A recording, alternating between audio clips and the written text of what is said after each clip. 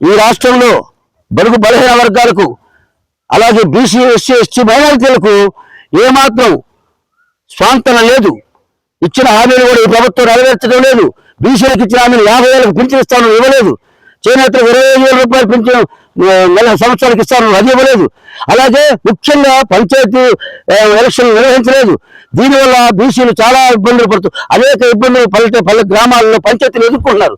ఇది కాకుండా చట్టసభల్లో కూడా అవకాశాలు లేకుండా చేసింది ప్రభుత్వాలు. గత ప్రభుత్వం కాదు, ఈ ప్రభుత్వం కానీ అనేక ప్రభుత్వాలు స్వతంత్రం వచ్చిన నాటి నుంచి కూడా బీసీలకు రాజ్యాధికారంలో భాగస్వామ్యం లేదు. బీసీలకు రాజ్యాధికారంలో ఆర్టికల్ 340 రాజ్యాంగంలో బాబాసాహెబ్ అంబేద్కర్ గారు పెట్టారు. బీసీలకు కూడా రిజర్వేషన్లు కల్పించాల్సిన అవసరం ఉంది. దానికి ఒక కమిషన్ వేయాలని చెప్తే 76 సంవత్సరాలైంది భారత రాజ్యాంగం అమలై ఇంతవరకు కూడా బీసీలకు చట్టసభల్లో అవకాశాలు లేవు. కాస్త కూర్చో పంచాయతీల్లో లోకల్ బాడీలో ఉన్న ఎన్నికల్లో ఉన్న ఆ ఒక్క మాకు బీసీలకు ఉన్న అవకాశాలను కూడా గత ప్రభుత్వం ఏమో 34% ఉన్న రిజర్వేషన్లు తగ్గించి 24% తగ్గించి 1,700 పదవులు పంచాయతీల్లో పదవులు మా బీసీలు పోగొట్టారు. ఈ ప్రభుత్వం వచ్చాక ఎన్నికలు పెడుతునుకుంటే ఈ ప్రభుత్వం పెట్టడం లేదు. మేము కోరుకునే ఈ ప్రభుత్వం ఏంటంటే కులగణన జరుగుతుంది కాబట్టి దీంతో పాటు బీసీ జనగణన జరిపి ఆ తర్వాత పంచాయతీ ఎన్నికలకి వెళ్ళాలి. 34% రిజర్వేషన్లు అమలు పరుస్తూనే పంచాయతీ ఎన్నికలు జరపాలని డిమాండ్ చేస్తున్నాం. బీసీలకు రాజ్యాధికారం అంటే చట్టసభల్లో కూడా 340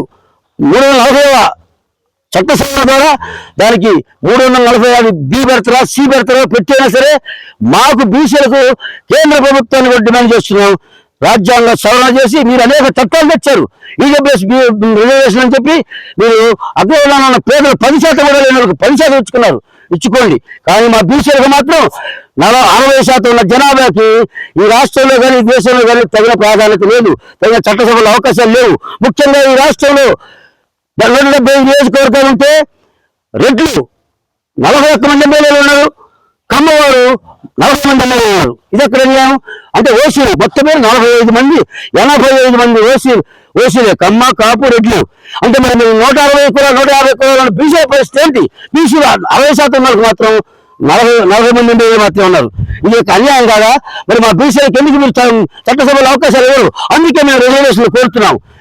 ఈ కాడికి ఇప్పుడు లేటెస్ట్ డిమాండ్ ఏంటంటే మేమెంతో మాకంతా, మీరెంతో మీకంతా, ఎవరెంతో వారికంతా.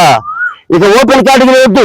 విద్య, ఉద్యోగ, రాజకీయ, ప్రైవేట్ రంగంతో సహా ఆఖరికి జ్యుడిషియరీతో సహా 100% రిజర్వేషన్లు కల్పించాలి. బీసీలకు ఎస్సీ ఎస్టీలకు సమానంగా అవకాశాలు కల్పించాలి. నా ఎస్సీ ఎస్టీ సోదరులు కూడా అన్యాయం జరుగుతుంది.